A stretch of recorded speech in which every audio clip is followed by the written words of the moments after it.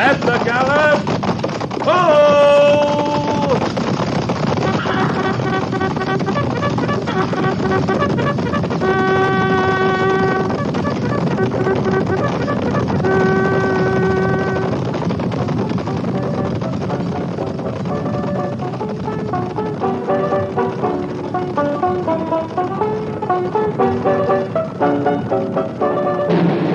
Fort Laramie.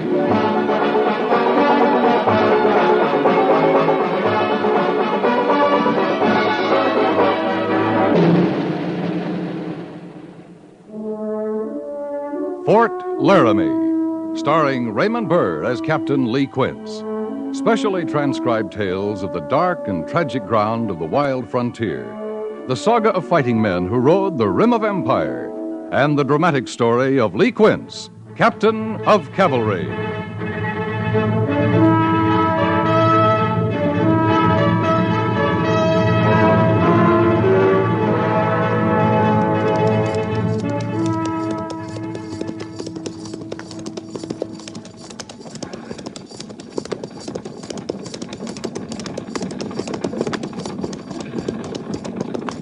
This is as far as we go, mister. That's your line, the creek ahead? You can water your stock there. We'll wait for that and head back. Fair enough. Whoa now! Whoa! Whoa! Slow it down back there. We're stopping a spell.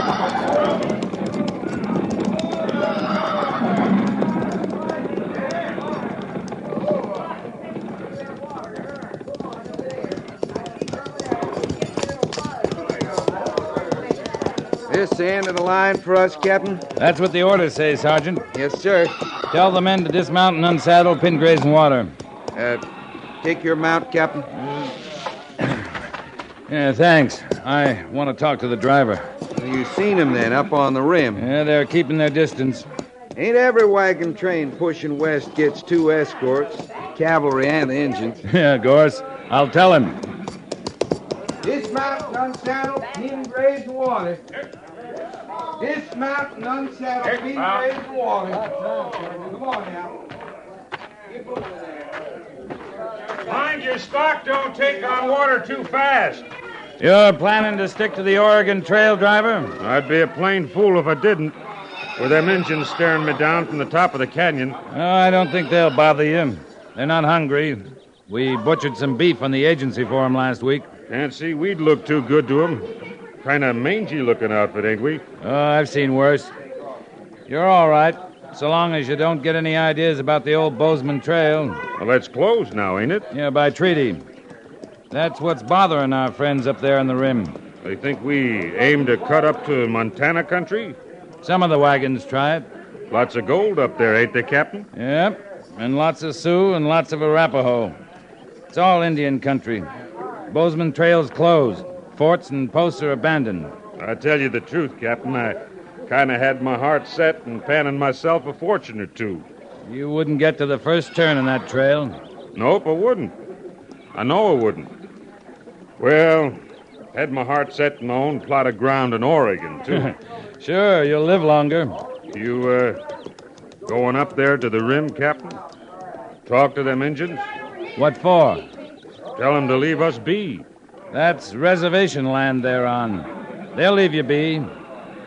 Long as you set straight along the Oregon Trail. They haven't bothered a wagon train since the treaty.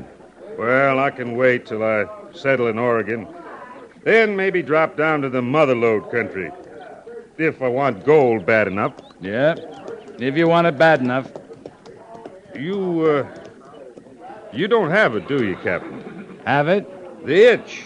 The fever that sets on a man. Makes him want to find gold more than anything. That kind of fever can get you killed, mister. Yes, sir. I bet it can.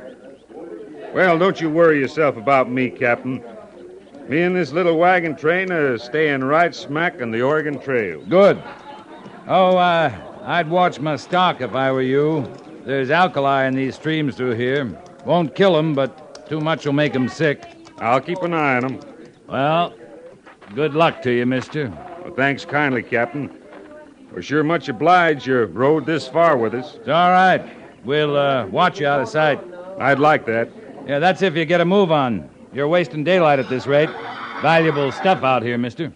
Kind of like gold, Captain? Yeah, kind of like gold.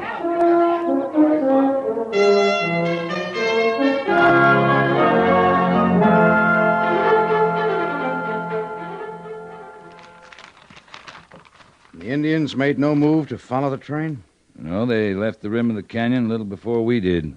You can't be sure they didn't ride on ahead to intercept the train when it was out of your sight. They weren't headed that way, but I can't be sure. I keep feeling like we're sitting on a powder keg, Lee. Slightest little jar will blow up to a full-scale war.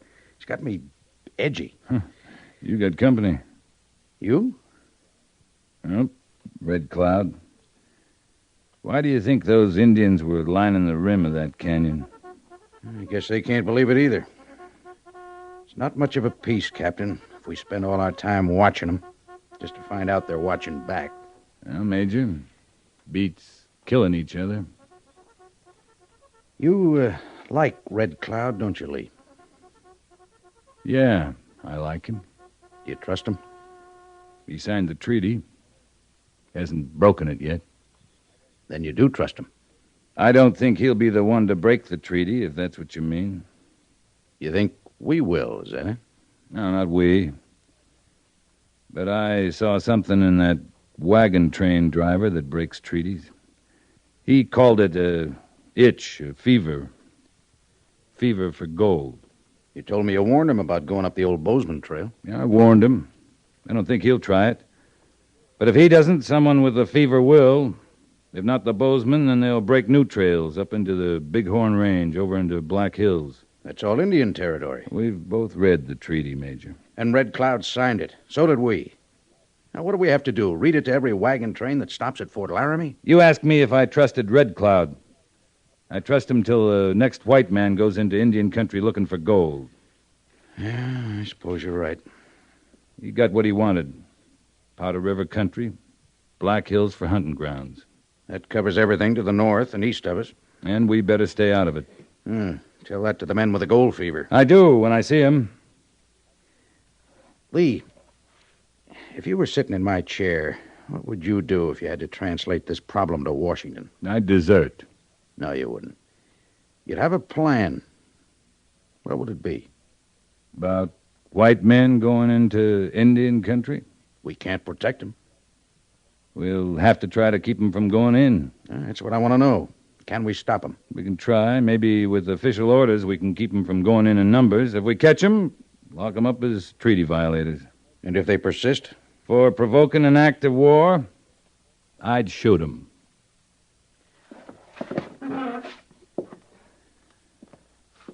I said you'd have a plan. All right. I'd start by redoubling our patrols all along the North Platte. We don't have the manpower. Let the infantry secure the garrison. I'll take a patrol out right now. Oh, you just got back. You're tired. Oh, I'm not tired. All right, the men are tired. I got another plan. What's that? I need a drink. Why don't you go on over, Captain? Maybe I'll join you later. Yes, sir, Major.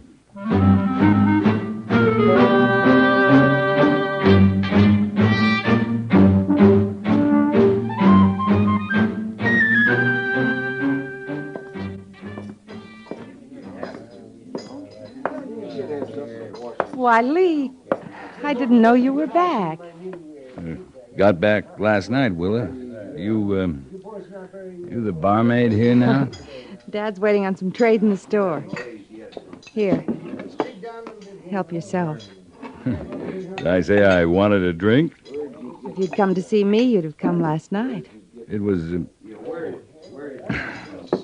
late last night. That sounded a lot like an explanation, Lee. I guess I thought you wanted one. When you see me, it's because you want to see me. That's a good thing to know. Yeah, maybe it is. Are you finished with this? What's the matter? You running out of whiskey? Almost. Well, not Pliny. He doesn't run out. Not when he can still get his price. Oh, it isn't Dad. It's those men with him. What about him? What they're not drinking here, they're taking with them. Huh? Where are they going? I don't know. But wherever it is, they must expect to stay a long time. Isn't 10 gallons of whiskey an awful lot, Lee? Couple of drinks of this whiskey is an awful lot. Say, Willa, you recollect that last shipment of boots we got in? I thought we put them in stock, but I cannot lay my hands on them. Aren't you going to speak to Lee, Dad? He can't see me, Willa, for the dollar signs in his eyes. Oh, well, good afternoon to you, Captain. His glass is empty, Willa. You offering me a drink on the house, Pliny? On the house? Well, I just naturally suppose you were buying your drinks, Captain. Dad. Of course, credit is available for an old friend like you, Captain. I trust you. That's your idea of a compliment, Pliny? Oh, boots. That was it, wasn't it? Of course, boots. I came back here to ask about the boots. I don't know how you could miss them. They're right next to the cash box. Oh, my goodness, yes, of course, they must be there then. So you go right ahead, Captain. Just buy yourself another drink. I don't know what to do about him, except love him, in spite of himself. Well, you'll never be poor, Willa. And dowries are still in style, Lee. Yeah. Maybe I ask for that. Are you going to have that other drink? No, thanks. This one is on the house. Oh, you don't want to break his heart, do you, Willa? No, well, I've had enough. I'll see you, huh? Yeah, sure, Lee. Sure. Yes, boys. Hey, you, soldier. Boys, Hey, you. You talking to me, mister? I called you soldier, didn't I? This a friend of yours, Pliny? Well, he is spending quite a lot of money, Captain. Yeah, and I aim to spend a lot more. Maybe with you, soldier boy. I got nothing to sell, mister. Well, you might give him some information, couldn't you, Captain? He's such a good customer. You want to quit bobbing around in front of me? No offense, no, not the slightest bit of offense, excuse me. That's better. You want a drink, soldier? I'm in a hurry, mister. You must know this country pretty good. I'm looking for horses. Good uns. You're new here. New as today. Most of the settlers around here have horses. I said good horses. I seen the crowbait they pass off for horses over in Laramie village. I mean good uns. Strong. Take a lot of riding. That's what I want. Mm-hmm. How many? Oh, 4, say. Well, the Suter Ranch is about your best bet. It's a good day's ride from here. Which way? West. Due west. You can see the ranch house from the Oregon Trail. I ain't heading west. Then south, near Cheyenne. I ain't heading south. I can't help you, mister. You're not trying too hard, are you, soldier? Hard enough. Pliny, you'd better get your cash customer out of my way. Now, please, gentlemen, now, no roughhousing. This is a respectable place of business, you know. Now. I told you quit bobbing in here ever so often. I only meant to help. You got any more shoving around you want to do, mister? Yeah. Kind of forgot my manners. Reckon you'd speak your piece better. You got paid for it. What are you trying to buy? A cracked skull? All right. I picked the wrong soldier. What's he so sore about? Well, he just misunderstood you now. Here, I'll help you pick up your money.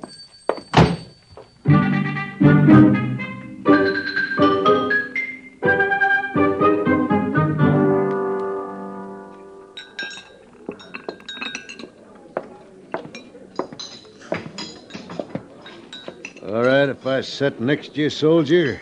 Help yourself. You get used to the food in time, do you? You eating free, ain't you? It's free enough. You look like a smart man, soldier. I ain't. I hear better. You been talking to somebody dumber than me, then. Pliny, the sutler. He put you next to the free meal here in the barracks? That'd be plenty. Him and me, we're dumb in different ways. He says you know all there is to know about horses. I've ridden them, eaten a few. That's all there is to know about them. Where are the best horses around here, soldier? Up in the cavalry stables. I'd like to lay my hands on 4 good ones. Well, now, you could try, but you might get yourself shot in trying. I'm talking about buying horses, not stealing them. I don't think the cavalry's got any horses for sale, mister. Are you trying to understand me, soldier? I'm trying harder to eat. How much money you make a month wearing those 3 stripes of yours? Now that just plain took my appetite. A regular soldier makes 50 cents a day. I figure those stripes give you a bit more. You want to raise my pay? Is that it? I want 4 good horses. You get 'em for me. I'll see you get better than a raise. You just passing through, are you, mister? That's all. Don't worry about the money. I got it. What are you figuring on using horses for? Riding? 4 horses for riding. There's 2 of us. And it's hard riding. You won't get the money just asking questions, soldier. I guess I'd have to see that money. We're gonna do business, are we? You got a right price, we'll do business. This place you'd get the horses. It'd be near the fort. Near enough. Ranch. If I told you about it, you wouldn't need me. I wouldn't collect that money you're talking about. You're not dumb, soldier. You're not dumb a bit. Hey, look here. Well, you seen the money. Well, now, that ain't all money, mister. How do you mean? Some of them pouches, they just don't bulge right for silver. You see real good, don't you? Anybody tell you there's an assay office over in Laramie Village? They mighta, if I'd asked. You want some advice, mister? I want some horses. You better not be finding gold in Indian country. There's a treaty now says you can't go in there. Is that a fact? Listen, of course, you got permission from the Indians. Soldier, I got 10 gallons of whiskey. That's a lot of permission. Providing I wanted it. Now then, I took your advice. You gonna take my money? I'd a lot sooner take you, mister.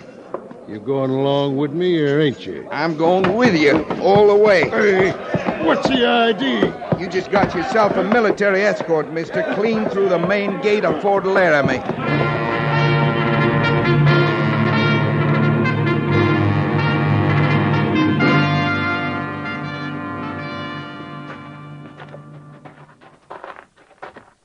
Well, Gorse, how'd you keep from roughing him up? Same way you did, I guess. Pliny and Miss Willa said you went plumb white keeping from hurting him. Yep. One of us should have busted him. He might have stuck around to prefer charges. Not this one. He didn't want any trouble, just horses. If I had my way, I'd have stuffed him in the stockade last night instead of throwing him off the post. Major says you can't hold a man for what you think he's going to do. You told him about it then. Last night, after you told me. That was gold in them pouches, sure as anything. I didn't have to look inside. Yeah, sure it was gold. And it was picks and shovels and pans he bought at the Sutlers. I got that much out of Pliny last night. You're not forgetting the whiskey. I'm not forgetting. Like as not, he's got the horses by now, too. We can't stop him from getting horses, Sergeant. We just don't have to help him. You were smart to hear him out. I should have been a little smarter. He'd stand to talk freer to me, seeing I'd have more need of money. I had to throw him out before he worked his way any further down the wage scale. Yeah, I knew a trooper once, deserted, sold his mount, saddle, everything up to his kerchief for $100. It's the best part of a year's pay. You think the major will stand still for us taking off after him? Mr. Syberts brings his patrol in tomorrow night. We're not going anywhere till he's back. That sounds like an order. Hey, Major Daggett's. Can't prove anything going after him, Gorse. Cavalry patrol, maybe it'd scare him off a little. Oh, man, that stupid doesn't scare. He'd rather be scalped than be poor. If he goes in, we can all get scalped, trying to save his lousy hide. Sure like a better excuse to fight a war. We all would, Sergeant.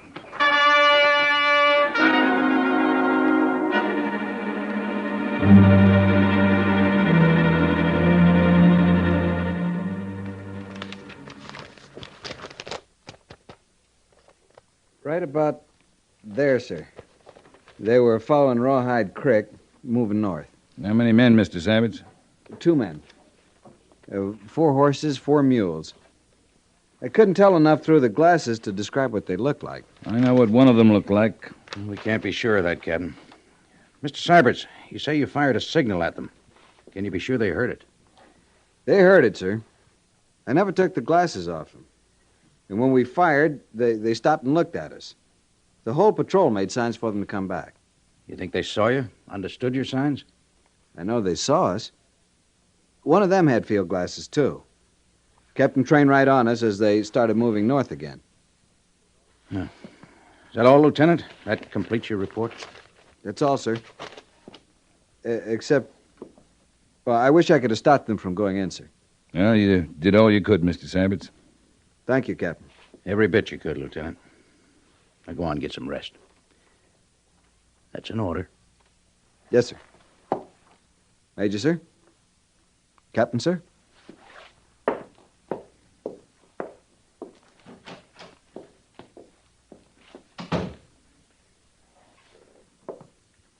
All right, Captain. What would you have done in his place? Exactly as he did. Glad to hear that. But now you want to go after the prospectors. I want permission to go to Red Cloud. To keep them from being killed? To keep a war from starting. The man I saw knows his chances. Everybody warned him. I got no feeling for him. I want to think about it, Captain. While you're thinking, a runner could be on his way to Red Cloud. I'm aware of that. And while you're thinking, Red Cloud could be on his way here, in paint and war bonnets. If he is, a runner wouldn't stop him. He might. I'd say that's a chance we got to take. The only chance we have got. If the runner gets through and Red Cloud agrees to powwow with you, what then? I'll ask him to let us find the prospectors and deal with them our way. And if he's found them first? I'll take their bodies off his hands. How many men do you want, Captain? Sergeant Gorse. Just one man? I want to stop a war, Major, not start one. Red Cloud's not likely to consent to a full company. The runner will leave the post in an hour. When can you and Sergeant Gorse leave? Tell your runner we'll try hard not to get ahead of him.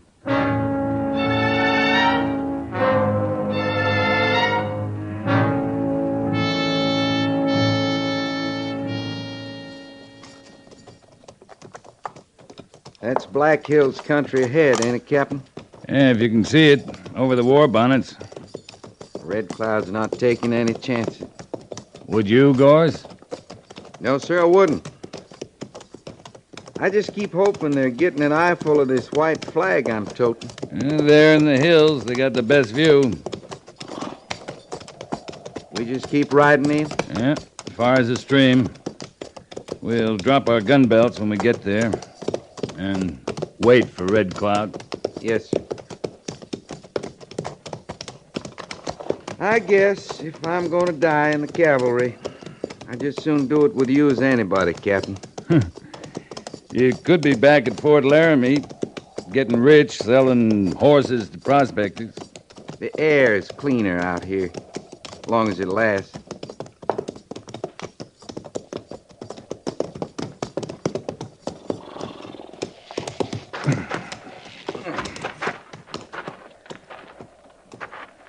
The gun belt, Gorse? Oh.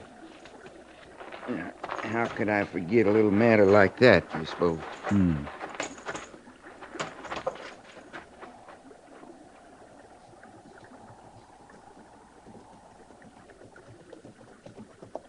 Yeah. Red Cloud, all right. 2 braves with him. Another couple hundred in the hills. It'll be 1,000 as long as they stay up there.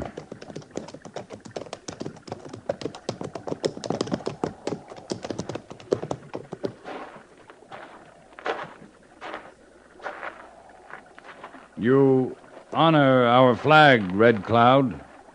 We thank you. Where is honor in white man for treaty boundaries? It comes slow to some white men. I came to ask your patience, Red Cloud. Patience stretches. In time, like an old hide, it breaks and is no more. Since we smoked the pipe, we've handed over your renegades to let your people deal with them. Bring white men here.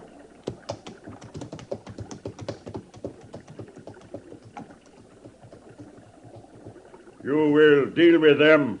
How? They're alive?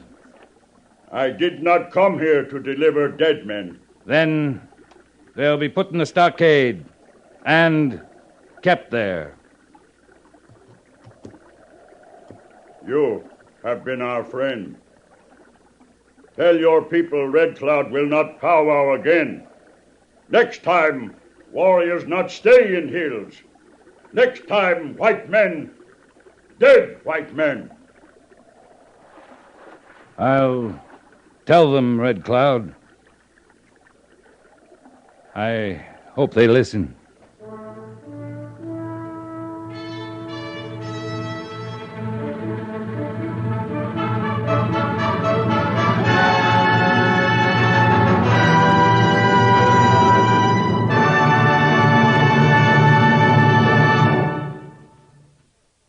Fort Laramie is produced and directed by Norman MacDonald and stars Raymond Burr as Lee Quince, Captain of Cavalry, with Vic Perrin as Sergeant Gorse. The script was specially written for Fort Laramie by Kathleen Height, with sound patterns by Bill James and Ray Kemper, musical supervision by Amerigo Marino. Featured in the cast were Jack Moyles and Harry Bartell, with Frank Gersel, Clayton Post, Howard McNear, Virginia Gregg, and Ralph Moody.